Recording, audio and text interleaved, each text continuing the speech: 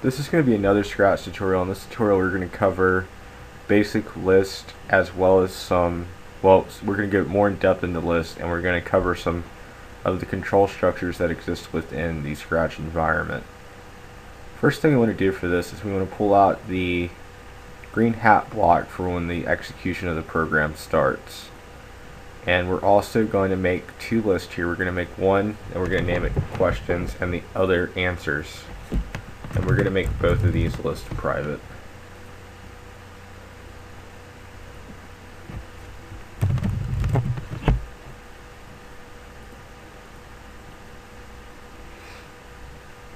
And now what we want to do is we want to go to the control structures and we want to pull in a repeat. And what we want to do with this is we want to repeat this process until we're out of questions.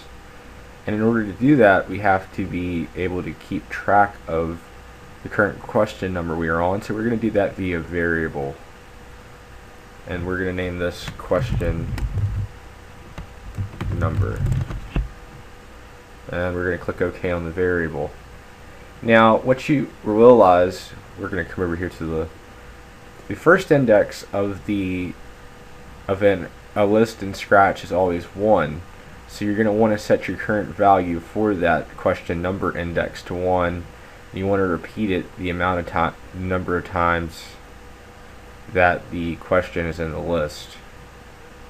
In fact, you may just want to repeat, start it at 0, increment it first in the loop, and go through. But we'll get to the exact logic when we get down to the program.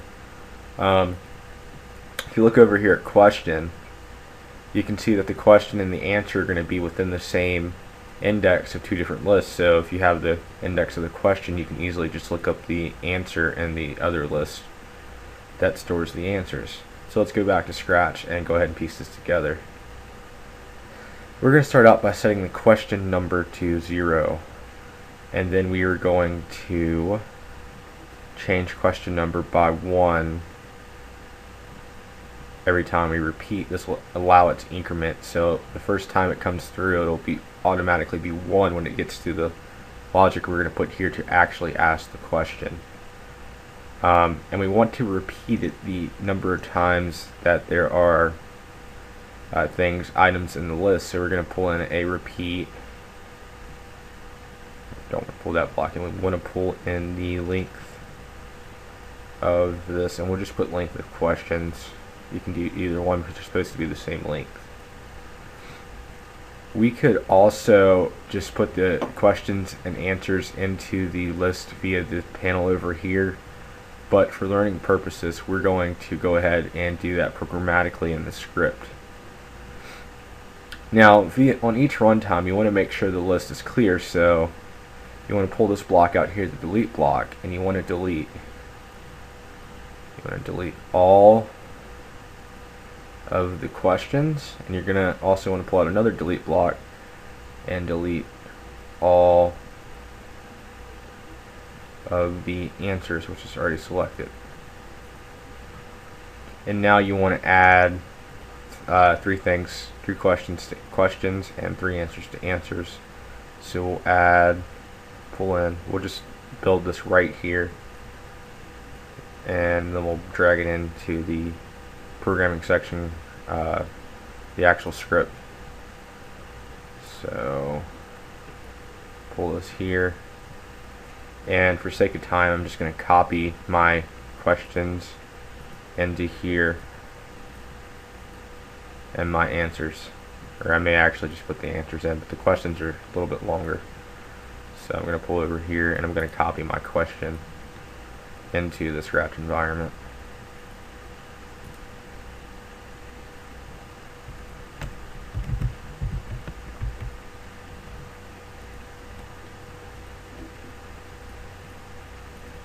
I may actually have been better off just typing it in.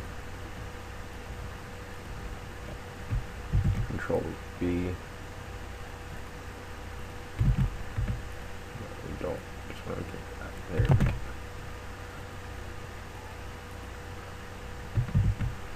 there. And we'll go ahead and put the questions in. And now you want to just answer, and you want to answer in the order that the the questions are pushed to it, because you want to make sure that the indexes match up. The question has to match up with the index of the answer. So what is the name of the program you were using? Well, it's obviously Scratch. We'll keep it simple. We won't put Scratch 2.0. What type of animal is connected with Scratch? Of course, it's a Scratch cat, so I'll just type cat. And what is the name of a place where the sprite acts? It's within the stage over here.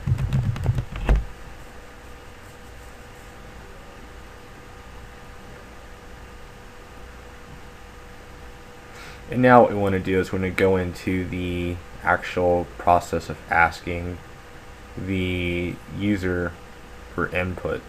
And to do this, we're going to go to the sensing block, and the sensing panel. We're going to pull in a ask and wait block, and this will ask something and wait for the user to input what they have to say. And you're also going to pull out an answer block. This will be used later on to compare the value the user enters to what the answer expected is. So we're also going to go over here back to our data tab, and we are going to ask item equal to question number. We want the question number index. We're going to pull the question number into the item index listed here, as you see this right here. That's the item, that's the index of the item you're looking up. And we want to get that of the questions.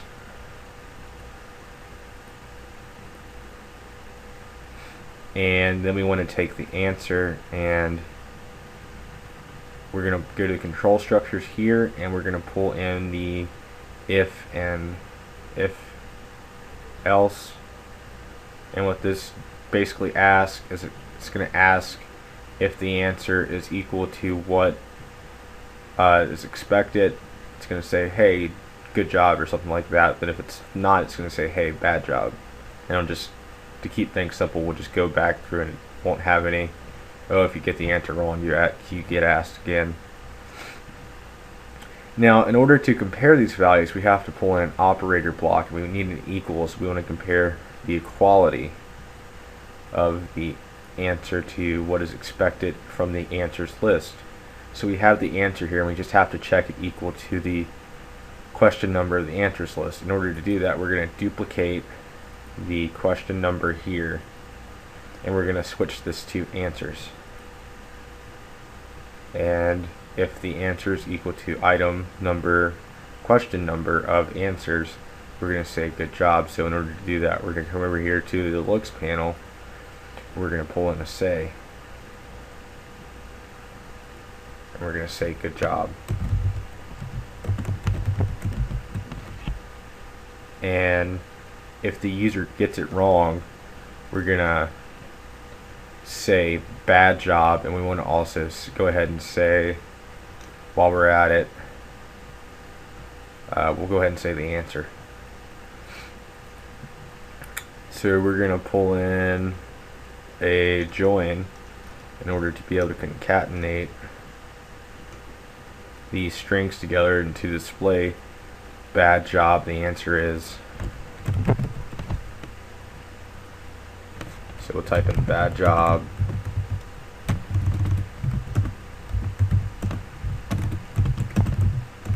the answer is, and then we'll type the answer here, and we got to get that answer from the, well, it's just the item that we compare to. So we'll duplicate the item that we compared to and drop it right back here into the join, and we'll concatenate those together. And what this will do is it'll enable the user to get what they've said wrong. So let's go ahead and test run our program. What is the name of the program you're using? Scratch. Click. Good job. What type of animal is connected with Scratch? And we'll type cat. Good job. What is the name of the place where the sprite acts? Gee, I don't know. I think it's habitat. And as you will see, it'll say bad job. The answer is stage. that is it for this tutorial. In the next tutorial, we'll probably make a slight modification to this exact same program and enable the use of random numbers, and possibly look into the more blocks tab here, where you actually build your own block to use within the Scratch environment. Thank you for watching. Have a great day.